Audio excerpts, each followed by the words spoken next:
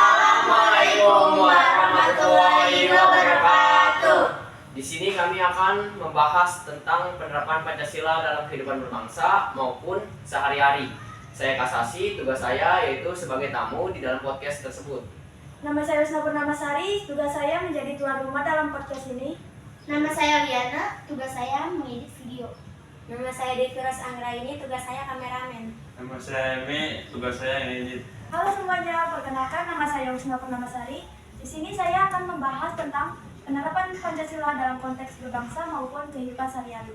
Sebelum kami memulai, perkenalkan tamu spesial kita yaitu Kasasi Abid Porto. Silakan. Ya, Ini dia nih tamu spesial kita. Udah lama nih gak ketemu. iya nih. Gimana kabarnya? Kabar aku baik-baik aja kok. Gimana sama kamu? Biasa sih, baik-baik aja. Sekarang kan kita akan membahas penerapan Pancasila dalam konteks berbangsa maupun kehidupan sehari-hari. Bisa tolong jelasin nggak, soalnya masih bingung. Mau tahu banget nih. Pastinya dong. Oke, aku bakal ngejelasin. Jadi cara menerapkannya yaitu dengan cara menciptakan suasana yang harmonis. Jadi jangan saling ejek-ejekan, saling hina, jangan saling merendahkan walaupun misalnya jabatan kamu itu lebih tinggi, kedudukan kamu lebih tinggi, derajat kamu lebih tinggi, tapi tetap jangan. Pokoknya kita harus saling respect satu sama lain, sama orang lain. Ya kayak gitu aja sih. Oh, jadi gitu ya artinya. Tapi kalau contohnya bisa kasih tahu nggak? Pakai nanya. Tahu Jadi, nggak? tahu lah. Ya kali nggak tahu. Coba dong jelasin. Oke. Saya bakal ngejelasin. Jadi dalam sila ke-1 itu kan bunyinya ketuhanan yang Maha Esa. Nah, dalam berbangsa itu percaya dan takwa kepada Tuhan yang Maha Esa dan saling menghormati satu sama lain walaupun berbeda kepercayaan. Dalam kehidupan sehari-harinya tuh contohnya misalnya temen kamu nih yang berbeda agamanya sama kamu. Nah, kamu harus menghormati dia saat beribadah dan juga tidak memaksa dia untuk menganut agama yang kamu anuti. Kayak nggak boleh memaksa lah. Kayak misalnya teman kamu nih lagi beribadah di gereja ya misalnya, nah, kamu kan orang muslim, terus kamu malah mengganggu dia lagi beribadah, kamu malah mengganggu. Nah, itu nggak boleh. Nah, lanjut ke sila kedua. Tadi kan sila ke-1 sudah. Nah, mengimplementasikannya, jadi sila kedua kan berbunyi kemanusiaan yang adil dan beradab. Nah, dalam konteks berbangsanya yaitu memiliki rasa simpati terhadap orang lain. Nah, kayak gimana sih contohnya?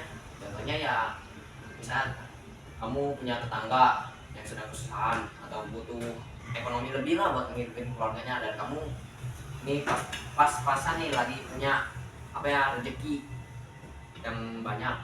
Nah, kamu bisa bagi rezeki itu ke tetangga atau uang. Kamu bisa bantunya lewat uang, lewat promosiin jualannya. Kalau misalnya tetangga kamu jualan kan bisa tuh disebar di media sosial, apalagi kalau kamu seleb. Nah, itu bisa tuh dengan nolong lewat media sosial, lewat online. Nah, satu lagi contohnya misalnya ada nih daerah yang terkena musibahnya misalnya tanah longsor. Nah, kamu bisa beri zakat, bisa beli makanan buat orang-orang di sana karena pastinya kekurangan tempat tinggal, kekurangan makanan dan uang buat beli kebutuhan sehari-hari. Kayak gitu aja. Oh, jadi itu rasa simpati ya? Rasa simpati itu kayak menolong sesama orang Ya. lain maupun tetangga atau teman. Kita harus respect lagi. Oke. Lanjut nih ke sila ketiga. Tadi kan aku udah ngejelasin penerapan sila kedua berbangsa maupun kehidupan sehari-hari. Nah, sila ketiga itu berbunyi Persatuan Indonesia. Nah, contohnya dalam kehidupan sehari-hari itu saya menganggap menjadi warga Indonesia itu sendiri. Contohnya itu kayak gimana bangga sebagai warga Indonesia? Jadi misalnya kamu harus mengurangi kesukaan kamu yang dari luar negeri.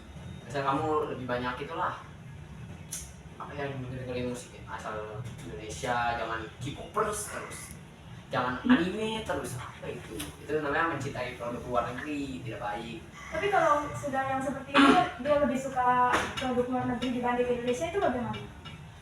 Ya itu berarti harus banyak-banyak baca nilai-nilai Pancasila lah. Kan kita harus mencintai produk dalam negeri. Nah itu salah satu bangga menjadi warga Indonesia. Karena kan di Indonesia kan ada banyak lagu-lagu yang lebih bagus dari lagu-lagu K-popers atau anime lah segalanya. Atau lagu-lagu luar negeri yang lagu-lagu galau yang bisa di-SW tuh. Oh iya. Jadi ya pokoknya banyak-banyak dengerin aja memakai produk Indonesia kayak misalnya baju batik nih, ini kan baju sekolah nih kita pakai. Ini termasuk nih. Kita tuh bangga nih, sekolah kita bangga menjadi warga Indonesia. Berarti kalau pemakaian batik itu masih banyak lah dipakai. Iya. Bahkan di Jepang aja memakai batik, masa kita sendiri makainya baju-baju model asal luar negeri yang mencong-mencong kayak bencong gitu. Iya, yang mana-mana gitu. Iya, itu pengen kerok gitu. Lanjut nih istilah keempat, tadi kan udah tuh mencong-mencong segala macam. Nah, sekarang istilah keempat kan berbunyi, kan istilah keempat berbunyi kerakyatan yang dipimpin oleh hikmat kebijaksanaan dalam membuat musyawaratan perwakilan. Nah, dalam konteks berbangsanya yaitu membuat keputusan dalam bermusyawarah atau bekerja sama atau gotong royong. Nah, contohnya tuh kayak gimana sih membuat keputusan bersama? Misalnya nih, ini lagi ada acara gotong royong nih di daerah kamu. Misalnya Pak RT nih yang membuat nih acara ini. Pak RT itu pengen ngebersihin selokan got biar bersih, biar nggak mampet, biar nggak banjir. Nah, kita tuh harus memiliki keputusan bersama. Misalnya Pak RT pengennya begini, nah ada warga lain yang pengennya begini caranya. Nah, jadi dua-duanya tuh bingung nih, masing-masing punya keputusan sendiri. Nah jadi kita harus bersama-sama sekongkolan lah sama warga-warga lain yang mau gotong royong, kita buat keputusan. Jadi cara mana yang lebih baik dalam pengerjaannya, misalnya kayak gitu. Berarti musyawarah bersama-sama. Iyalah, pakai nanya lah jadi gitu lah. Nah jadi lanjut ke istilah kelima berbunyi keadilan sosial bagi seluruh rakyat Indonesia. Apa itu contohnya bisa seperti pemilihan ketua OSIS? Nah ya tar dulu, kamu sabar dulu, ini saya pengen jelasin dulu nih dalam konteks berbangsanya. Saya bersikap adil dalam Seperti pemilihan OSIS? ya pokoknya kayak itulah. Nah seperti yang kamu bilang tadi kan pemilihan OSIS, misalnya kan ini ada pemilihan ketua OSIS nih. Nah si A pengen nyalonin diri jadi ketua OSIS, nah ada juga si B yang menjadi calon ketua OSIS, dan juga dua-duanya nih pengen jadi ketua OSIS nih. Jadi di situ si A mempunyai sahabat dan sahabatnya tuh nyuruh, dan dia tuh nyuruh si sahabatnya untuk memilih dia, dan dia juga nyuruh sahabatnya buat bilang ke teman-teman lainnya buat milih dia biar dia menang jadi ketua OSIS. Nah itu kan namanya tidak bersikap adil ya. Sedangkan si B itu nggak mau, dia maunya jujur, dia maunya orang-orang tuh milih dia dengan kejujuran, nggak mau dengan paksaan atau bayaran lah gitu, nggak mau disogok lah pakai permen pakai duit kayak pokoknya nggak mau lah gitu. Nah kan si A ini tidak bersikap adil, sedangkan si B bersikap adil tapi dicurangin sama si A. Ya si B kan juga nggak tahu nih kalau si A berbuat curang. Nah contohnya kayak gitu, kita harus bersikap adil seperti si B, contoh yang baik. Nah kalau si A ini jadi ketua OSIS udah pasti kacau sekolahannya, karena dia aja dari awal aja udah curang, apalagi iya makin naik jabatan makin curang, nanti lama-lama dia korupsi kalau jadi pejabat. Itu ini juga berguna untuk pemilihan calon presiden. Iya udah pasti. Semoga aja di sekolah kita pemilihan ketua OSIS tidak seperti itu ya, pasti kayak bahaya banget.